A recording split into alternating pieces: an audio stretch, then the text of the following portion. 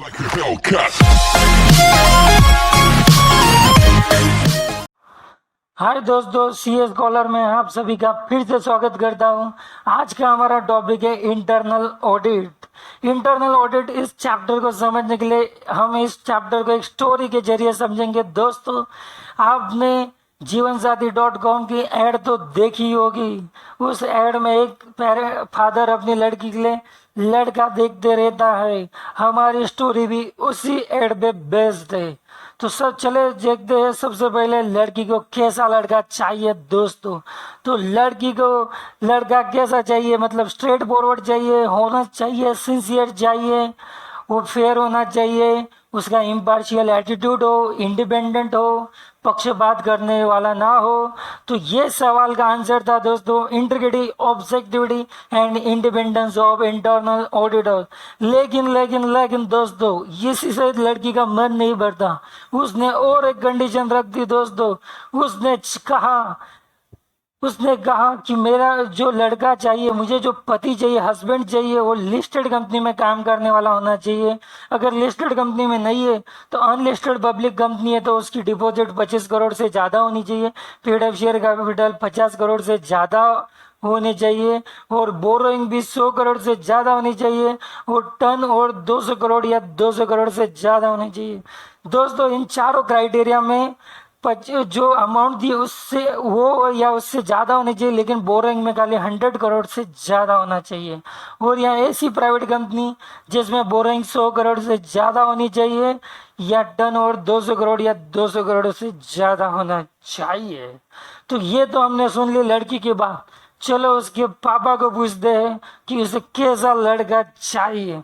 तो उसके पापा ने बोला, जो भी बंदा होगा वो स्पेशल एक्सपर्टीज होना चाहिए, अकाउंटिंग और फाइनेंशियल एक्सपर्टीज होना चाहिए, जिससे वो अपनी ड्यूटीज अच्छे से निभा सके।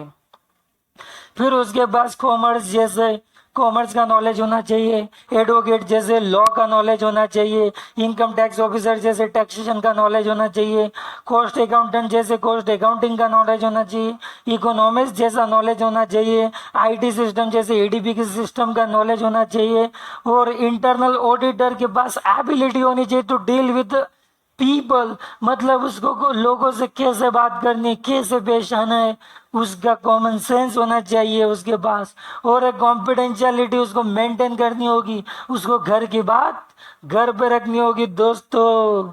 तो ये थी पेरेंट्स लोगों की राय। अब इनको ऐसा लड़का मिलेगा कहाँ? मेरे हिसाब से तो इनको ऐसा लड़का मिलेगा नहीं। लेकिन ये से लड़के के लिए वो लोग गए कहाँ पे? जीवनसाथी.com के मैरिज ब्यूरो पे गए। उन्होंने सारी अपनी कंडीशन बता डाली। फिर मैरिज ब्यूरो वाले भी पहले धक्का बुक्की हो गए। अभी उन्होंने देखना चालू कर दिया, तो 138 दिन में उनको ऐसा बंदा मिल गया। मतलब who can be appointed as internal auditor. तो उनको 3 बंदे मिल गए। पहला बंदा था चार्टर्ड अकाउंटेंट, दूसरा बंदा था कॉस्ट अकाउंटेंट, और तीसरा बंदा बोर्ड ने बताया था। तो ऐसा बंदा बन सकता है उनका दामाद। अब देखते हैं दोस्तों, तो उन्होंने और कहा ऐसा बंदा तो अच्छा है, लेकिन उसके पास authority to investigate from financial angle होना चाहिए, और वो मैनेजमेंट का पार्ट होना चाहिए, और वो किसी के अंडर एज ए असिस्टेंट नहीं होना चाहिए, उसके पास अथॉरिटी होनी चाहिए। तो दोस्तों, इस स्टोरी को यहाँ पे ही पॉज कर दे। ये स्टोरी आगे भी कंटिन्यू रहेगी, इसके बहुत सारे आंसर्स के साथ। ये पूरा चैप्टर हम इस स्टोरी के बेस पे करेंगे। अगर आपको ये वॉइस क्लिप अच्छी लगी है तो लाइक कीजिए, शेयर कीजिए, सब्सक्राइब कीजिए। जितने ज़्यादा सब्सक्राइबर उतने ज़्यादा इंटरेस्टिंग स्टोरीज और मेमोरी टेक्निक और न्यूमोनिक्स के साथ में आता रहूँगा दोस्तों। टिल देन बाय बाय, और आपके एग्जाम के लिए आपको बेस्ट ऑफ लक।